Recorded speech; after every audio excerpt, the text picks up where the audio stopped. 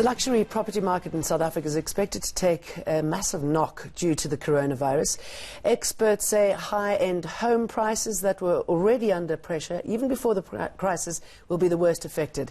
Some of these properties are now also listed as urgent sale and priced to sell descriptions. To discuss this further, I am joined by high-end luxury market specialist Lance Cohen, based in Cape Town. Good morning to you, Lance. How bad is it? Well, we don't know the extent of COVID right now because initially, prior to COVID, we were already down between 20 and 30%. Under the current legislation, estate agents are not allowed to, in fact, take people to see properties, which makes it that much worse than what it actually is. My guess is it's going to take 6 months after lockdown before we start to realize the extent of the damage that has been done. But we're probably talking close to 50% from the highs of 2017, 2018. And the stories that people are telling you when it comes to sales, or have many of these houses been for sale for months even before the lockdown? The average time for a property to sell prior to lockdown was somewhere in the region of 12 months. Wow. The volume of sales year on year was approximately 1/3 of what had been sold the same time previous year. This is pre-lockdown, of course. During lockdown, I had a look at the stats on the Atlantic seaboard, which basically starts from the waterfront through to Llandudno.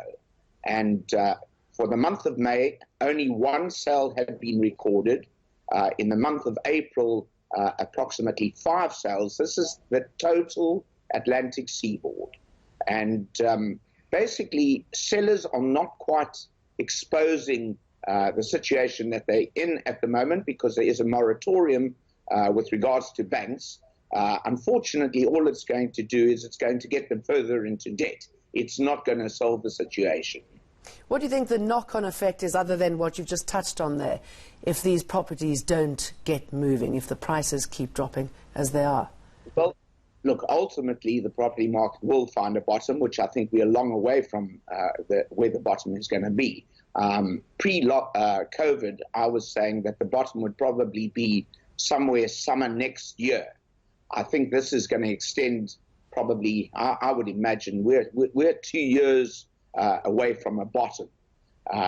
Basically, there is so much inventory out there for sale at the moment. The rental market, interestingly enough, has picked up a little bit, where people haven't been able to sell their homes, are not in financial position where they have to. They're going ahead and putting their properties on the market as rental options, and that, in fact, is working for them.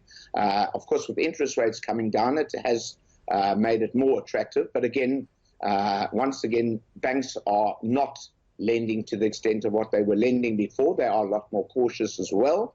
For foreigners, it has become very attractive to purchase with the weakened rand. If you were looking to buy a year ago and you were looking to buy today, you can buy at 50% less. The problem, unfortunately, is foreigners can't fly into the country. We also have at the moment, hardly anyone can afford anything, and as you say, the end is nowhere near. What is your message to the government? What sort of correspondence have you had? Well, unfortunately, we've had the chairperson of the Estate Agencies Affairs Board sanction the minister.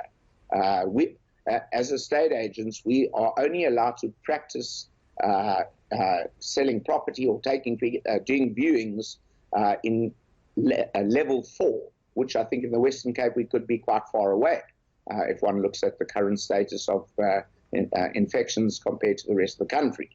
That being said, I don't understand how you can go to a supermarket of 100 people, yet you can't do a one-on viewing with a person, which is exceptionally well needed at this point in time.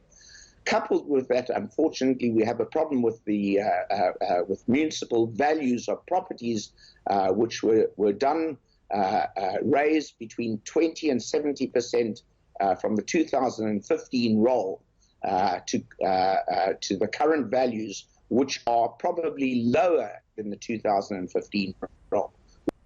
The frustrating idiosyncrasies of this lockdown. Lance Cohen, good to talk to you.